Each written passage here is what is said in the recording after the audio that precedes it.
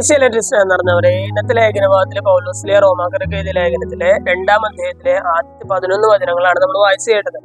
പൗലോസിലെ കൃത്യമായിട്ട് പറയുകയാണ്, മറ്റുള്ളവരെ വിധിക്കുന്ന മനുഷ്യ, നീ ആര് തന്നെ ആയാലും മറ്റുള്ളവരെ വിധിക്കുമ്പോൾ നിനക്ക് നീതീകരണത്തിന് അവകാശമില്ലെന്ന് പറയുകയാണ്. മറ്റുള്ളവരെ വിധിക്കുമ്പോൾ നീ നിന്നെ തന്നെയാണ് വിധിക്കുന്നത് എന്ന് പൗലോസിലെ കൃത്യമായിട്ട് പറയുകയാണ്. മറ്റുള്ളവർ വിധിക്കുകയും സ്വന്തം കാര്യത്തിൽ ശ്രദ്ധിക്കാതിരിക്കുകയും ചെയ്യുന്നവൻ പൗലോസിലെ പറയുകയാണ്, ദൈവത്തിന്റെ കരുണയെ നീ നിസ്സാരമാക്കുകയാണോ ചെയ്യുന്നത്? അല്ലെ, ദൈവം ഒരുപാട് കരുണ നമുക്ക് നൽകുന്നുണ്ട്.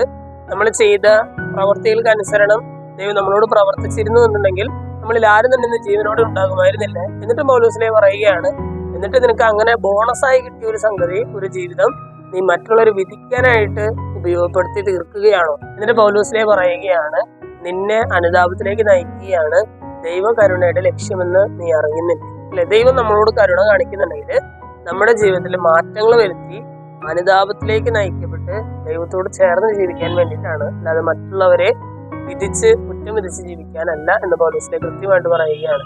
പക്ഷെ നമ്മളൊരു ഇന്നത്തെ വചനഭാഗം കേട്ട് കഴിയുമ്പോൾ ദൈവത്തിന്റെ കരുണയ്ക്ക് നന്ദി പറഞ്ഞ് അനുതാപത്തിലൂടെ ദൈവത്തോട് ചേർന്ന് നിന്ന് ജീവിക്കാനുള്ള കൃപയ്ക്കായിട്ട് നമുക്ക് പ്രാർത്ഥിക്കാം. ദൈവം നമ്മെല്ലാവരെയും സമൃദ്ധമായിട്ട്